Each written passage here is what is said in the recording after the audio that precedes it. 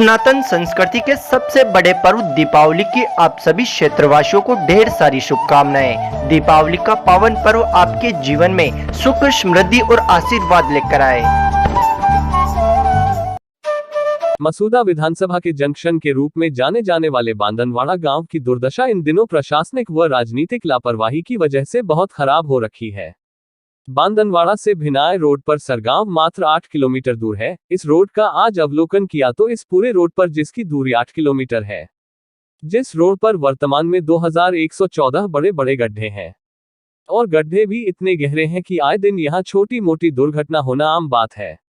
और सबसे बड़ी ताज्जुब की बात यह है कि इसी रोड से होकर सप्ताह में कम से कम एक बार मसूदा विधायक राकेश पारीक, भिनाय के प्रशासनिक अधिकारी, यहाँ के तहसीलदार जी, यहाँ के विकास अधिकारी जी, यहाँ के थानाधिकारी अपने कार्यालय पहुँचते हैं तथा दिन में कई बार अपने ऑफिशियल कार्यों की वजह से अधिकारियों व जनप्रतिनिधियों को यहाँ से होकर गुजरना पड़ता है। यहाँ के विधायक को भी अपने गांव से आने के लिए व विधानसभा क्षेत्र में जाने के लिए इसी रोड से होकर गुजरना पड़ता है, लेकिन ना तो किसी अधिकारी और ना ही किसी जनप्रतिनिधि ने इस रोड की सुध लेने की जहमत उठाई है। ये वो काम है जो सबको दिखते हैं। इन कामों के लिए किसी को ज्ञापन देने की जरूरत नहीं होती। आप अपने घर या कार्यालय जा रहे हो और रास्ते में कोई रुकावट है तो वो आपको खुद को ही हटानी पड़ेगी। वो ही स्थिति यहाँ है। मीडिया के साथ ही समय समय पर इस रोड की दुर्दशा के लिए अधिकारियों व जनप्रतिनिधियों को जगाते रहते हैं, लेकिन उसके बावजूद भी इस रोड के हालात अत्यंत दयनीय अवस्था में है। इसी रोड से होकर क्षेत्र की लगभग 15 पंचायतों के 1 लाख से ज्यादा लोग रोजाना यहाँ से गुजरते हैं, जो आते और जाते समय यहाँ के जनप्रतिनिधि व सार्वजनिक निर्माण विभाग के अधिकारियों को कोसते हैं, लेकिन फिर भी जनप्रतिनिधि व अधिकारियों के कानों में जू तक नहीं रेंगती है। जबकि हाल ही में प्रदेश के मुख्यमंत्री ने ये आदेश निकाला है कि महत्वपूर्ण और जरूरी रोडों के लिए बजट स्वीकृत किया जाएगा। अब महत्वपूर्ण और जरूरी सड़क कौन सी होगी ये तो यहाँ की प्रशासनिक मशीनरी या फिर विधायक तय करेंगे। जनता तो अपने हालातों के लिए रोना रो सकती है। विगत दिनों ही इस रोड पर इन गहरे गड्ढों की वजह से दुर्घटना में 2 व्यक्ति घायल हो चुके हैं। थाने से अगर आंकड़े प्राप्त करें तो लगभग हर महीने में 1-2 दुर्घटनाएं इस रोड पर होना आम बात है, जिसका मुख्य कारण ये टूटी फूटी सड़क ही है। क्या कहते हैं सहायक अभियंता? इस संबंध में सहायक अभियंता गोपाल चौधरी से जानकारी लेने पर उन्होंने बताया कि पैचवर्क का कार्य शीघ्र ही प्रारंभ कर दिया जाएगा तथा सड़क की मरम्मत हेतु प्रस्ताव बनाकर भेजा हुआ है, जो शीघ्र ही सैंक्शन आते ही कार्य प्रारंभ कर देंगे। तहसीलदार भीमराज परिहार ने कहा कि मैं अभी सहायक अभियंता को निर्देश दे रहा हूं तथा कल कार्यालय से लिखित में विभाग को निर्देश देकर शीघ्र ही समस्या से निजात दिलवाने की पूरी कोशिश करूंगा। विधायक राकेश पारीक ने कहा कि पैचवर्क का काम शीघ्र ही प्रारंभ हो जाएगा। बारिश की वजह से जो सड़कें टूट गई है उनको दुरुस्त करने के निर्देश दे दिए गए हैं। शीघ्र ही जनता को राहत मिल जाएगी। नमस्कार साथियों, मैं आज आपको लेके आया हूँ बांदनवाड़ा भिनाय रोड पर। बांदनवाड़ा से भिनाय रोड लगभग 11 किलोमीटर का ये रास्ता है। इस पूरे रास्ते को आज हमने नापा है, हमने देखा है। पूरे रास्ते पर ये रोड नहीं है, गड्ढे ही गड्ढे हैं। इन टोटल मिलाकर हमने आज देखे हैं लगभग 2114 गड्ढे हमें यहाँ दिखाई दिए। और यहाँ पे आने जाने वाले यात्री को कितनी परेशानी हो रही है और 5 किलोमीटर की यात्रा पे कितना इनको समय लग रहा है, इनके वाहनों की क्या हालत हो रही है, इस संबंध में मैं आपकी कुछ राहगीरों से बात करा रहा हूँ। आज एक राहगीर हमें मिले हैं जो अपने आप को छछूंद्रा के निवासी बता रहे हैं और बांदनवाड़ा जा रहे हैं। मैं आपकी बात करा रहा हूँ इनसे, इनका आप अनुभव देखेगा ये रोड की क्या स्थितियाँ हैं। हाँ साहब बताइए। काटा का रेवाड़ा साहब, मैं छूंद्रा रेवाड़ा हूँ, बांदनवाड़ा जा रही हूँ जी। ये मेरे गांव से 5 किलोमीटर पड़े बांदनवाड़ा। हाँ, कम से कम आधा घंटा लग जाता है बांदनवाड़ा जाने में, आधा घंटा लग जाता है साहब। तो आप कोई ना कियो भाई रोड ठीक करवा के लिए कोई ना आप कोई जनप्रतिनिधि ने, कोई सरपंच ने, कोई ना आप कियो कि भाई रोड ठीक करो? साहब जो एन जेन वो एन जेन वन कहा कि भाई वो ठीक करो तो वो सुनाई ना कर रहा साहब। कहीं नाम आपको? मर रहा गोविंद साहब। ठीक है, धन्यवाद। कटा करे बोला साहब? जोरापुरा का हुक्म, शिवराज चौधरी नाम मारो। कहाँ से आ रहे हो? मैं बांदनवाड़ा से आ रहा हूँ हुक्म। तो बांदनवाड़ा से आपकी गांव की दूरी कितनी है? 6 किलोमीटर। कितना टाइम लगता है आपको? और साहब ये तो रोड तो कड़ा खड्डा हो जाए, मतलब कम आधा घंटा लग जाओ। रोज ही गाड़िया का पत्ता टूटा मालिक।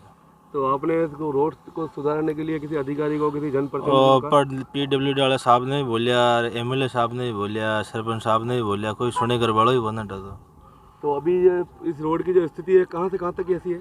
सर ये तो पूरी है भिनाई तक हो रखी है। तो पूरी रोड की हालत ख़राब है, बहुत सारे खड्डे हो रखे। दूध लाता हूँ डेली, रोज़ 1-2 पत्ते, रोज़ 1000-1200 के पत्ते ही टूट जाते हैं। बहुत हालत ख़राब हो रही रोड की।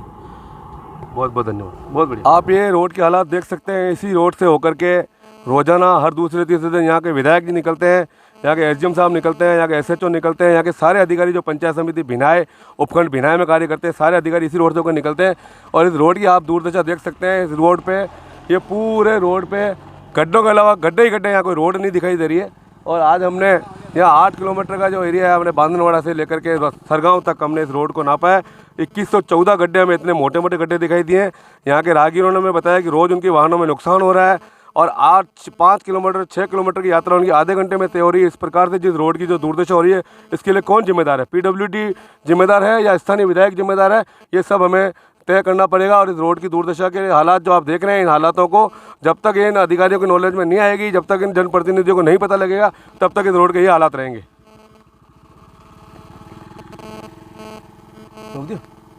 क्या नाम है आपका? मंदरू किसा गाँव का? रतनपुरा बाहर से जा रहे हो? बांधनवाड़ा कतरो दूर है रतनपुरा बांधनवाड़ा की दूरी? 6 किलोमीटर। कतरो टाइम लग जाता ना? यहाँ तो 7-8 मिनट लागे बोली। ये रोड खराब की बीजू पूर्ण आधा घंटो ऊपर ला जाओ। आधा घंटा लग जाए। हाँ और थका जाना आवा जावा में कोई गाड़ी वाड़ी में कोई नुकसान बिल्कुल है साहब। खाड़ा ट्रोली उंगली पड़ जावे तो चारों जाओ तो परेशानी आ रही बहुत जोरदार। कतरो टाइम हो गया रोड की हालात होता है? कम 6 महीना होंगे, साल भर ऊपर हो गए। तो कोई ने किया आप सरपंच साहब ने, एमएलए साहब ने, और कोई ने? सब लोग के एक बार परेशान हो जाए, एमएलए साहब ने भी कियो न कर रहे ठीक।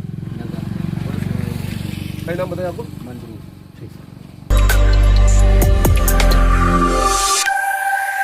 कस्बे के निवासी दिनेश सेन के इकलौते पुत्र विजय सेन की मृत्यु होने से कस्बेवासियों में शोक की लहर दौड़ पड़ी है। प्राप्त जानकारी के अनुसार गुलाबपुरा में रिपोर्ट दर्ज करवाई गई विजय अपनी मोटरसाइकिल से रायला से अपने घर बांधनवाड़ा आ रहा था, जो रूपाहेली के पास तसवारिया में पेट्रोल पंप के पास इनोवा कार ने उसे पीछे से टक्कर मार दी। राहगीरों की मदद से उसे हॉस्पिटल पहुंचाया तो उसकी मृत्यु हो चुकी थी, जिस पर प्रत्यक्षदर्शी अशोक पुरोहित ने इनोवा कार के चालक के खिलाफ रिपोर्ट दर्ज करवाई है। कस्बेवासियों को जानकारी मिलते ही शोक की लहर दौड़ गई। दीपावली के त्योहार के मौके पर हुई घटना से ग्रामीणों को काफी दुख हुआ। वहीं ग्रामीणों ने बताया कि मृतक विजय अपने मां बाप का इकलौता पुत्र था तथा विजय की मां भी पिछले काफी समय से बीमार चल रही थी। विजय सेन कथावाचक सत्यगोपाल महाराज का भतीजा है। कस्बे के भाजपा नेता आशीष सांध ने आज दीपावली के शुभ अवसर पर भाजपा प्रदेश प्रवक्ता श्रीमती निमिषा गौड़ से शिष्टाचार भेंट की। इस अवसर पर होटल इन चंद्रा पैलेस पर प्रदेश प्रवक्ता निमिषा गौड़ को माला दुपट्टा भेंट करके स्वागत किया। निमिषा गौड़ ने उपचुनाव के बारे में बताया कि हार और जीत होती रहती है। आने वाले 2023 में बीजेपी अपनी सरकार बनाएगी। कांग्रेस सरकार हर मोर्चे पर पूरी तरह विफल हो चुकी है। प्रदेश में कानून व्यवस्था के नाम पर आतंक का माहौल बना हुआ है।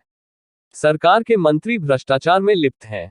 सरकार के मुख्यमंत्री अशोक गहलोत अपनी कुर्सी बचाने में लगे हुए हैं।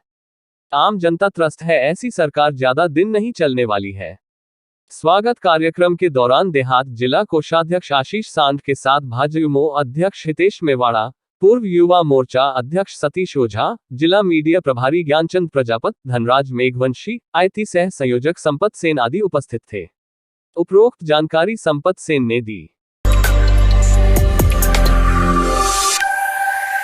अजमेर शहर सहित ग्रामीण क्षेत्रों में रहने वाले सिंधी समाज द्वारा आज दीपावली पर रात्रि में विशिष्ट पूजा की जाएगी, जिसका नाम है हटड़ी की पूजा।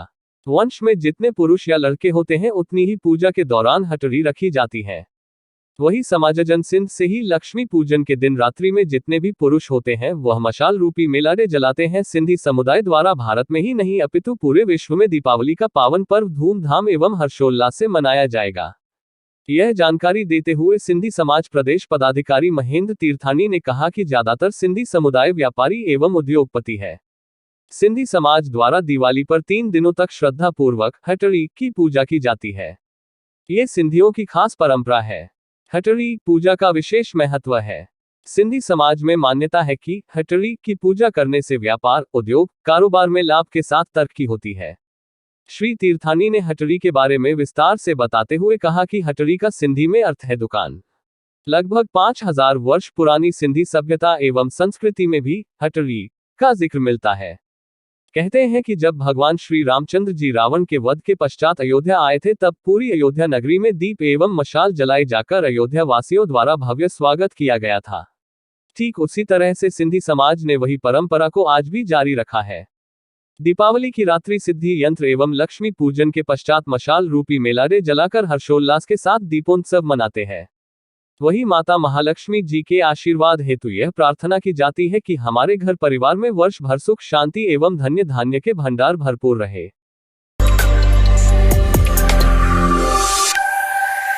ब्राह्मण समाज के अंतर्राष्ट्रीय संगठन ब्रह्मदेव समाज रजिस्टर्ड की ओर से ब्यावर निवासी समाज सेवी शंभू दयाल व्यास को अजमेर संभाग का संभाग प्रभारी मनोनीत किया गया है।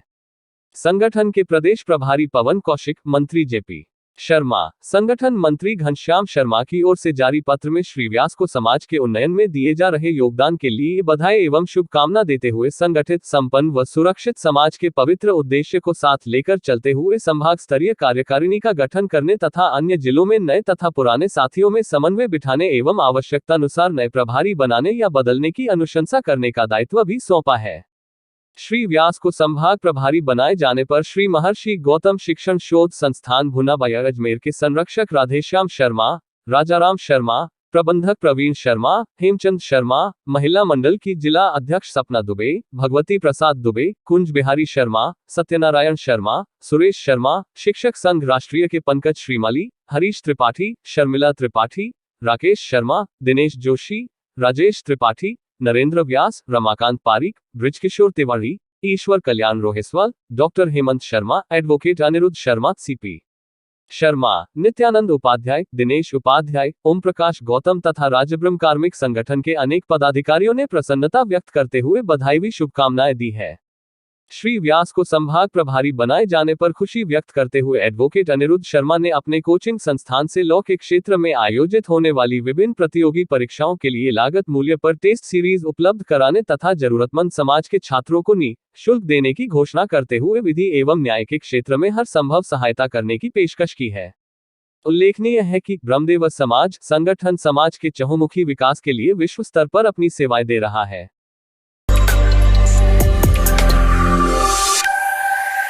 कस्बे में भिनाय रोड पर स्थित प्रधानमंत्री आवासीय योजना कॉलोनी के बाशिंदों ने मूलभूत सुविधाओं के अभाव को देखते हुए उनके निस्तारण हेतु स्थायी लोक अदालत का दरवाजा खटखटाया है, जिसकी वजह से अब कॉलोनी वासियों को 2 सार्वजनिक नल मिलने की संभावना बनी है। कॉलोनी के बाशिंदों लुम्बा गांचा, झुंझा गांचा, वीर गांचा, विजय, वीर, मग्गा, कल्याण, पूर्ण, छोगाराम, बदामी देवी, कालू, बाबूलाल ने एडवोकेट सत्यनारायण हावा, डॉक्टर मनोज आहूजा के माध्यम से जनहित याचिका प्रस्तुत करते हुए जन स्वास्थ्य अभियांत्रिकी विभाग के सहायक अभियंता, अधीक्षण अभियंता, जिला कलेक्टर, ग्राम पंचायत की सरपंच पुत्र भावर सिंह राठौड़ को प्रतिवादी बनाते हुए कॉलोनी में नल कनेक्शन लगवाए जाने की प्रार्थना की थी, जिसके नोटिस जारी होने के बाद विभागीय अधिकारियों ने 2 सार्वजनिक नल लगाने हेतु मौका देखा है, जिसकी वजह से कॉलोनी वासियों को अब पेयजल मिलने की संभावना बनी है। कॉलोनी वासियों ने बताया कि करीब 3-4 सालों से वो इस कॉलोनी में रह रहे हैं, लेकिन आज दिन तक उनकी कॉलोनी में पीने के पानी की सुविधा नहीं की गई है। उन्होंने बताया कि स्थानीय सरपंच पुत्र भावर सिंह राठौड़ उनसे राजनीतिक द्वेषता रखता है, इसलिए वो नल कनेक्शन नहीं होने दे रहा है। उन्होंने कई बार प्रदेश के मुख्यमंत्री अशोक गहलोत तथा देश के प्रधानमंत्री नरेंद्र मोदी को पत्र लिखकर पेयजल उपलब्ध करवाने की मांग की है, जिसमें कॉलोनीवासियों ने मुख्यमंत्री अशोक गहलोत तथा प्रधानमंत्री नरेंद्र मोदी को पत्र लिखकर स्थानीय सरपंच भावर कंवर शेखावत पर राजनीतिक दुर्भावना का आरोप लगाते हुए पिछले 3 सालों से पेयजल की समस्या दूर करने की मांग करते हुए बताया कि यह कॉलोनी वर्ष 2017 में ग्राम पंचायत द्वारा योजना के अनुसार बसाई गई थी, जिसमें आज भी मूलभूत सुविधाओं का अभाव है। कॉलोनी वासियों ने बताया कि करीब 1 साल पहले जब उन्होंने अधिकारियों के दरवाजे खटखटाए तब जाकर उन्हें लाइट की सुविधा दी गई। उन्होंने जनहित याचिका के माध्यम से गुहार लगाते हुए कहा कि अभी भी उनके पास पीने के पानी के लिए कोई सुविधा नहीं है। महिलाएं व बच्चे चिलचिलाती धूप में 1 किलोमीटर दूर से पीने का पानी लेकर आते हैं।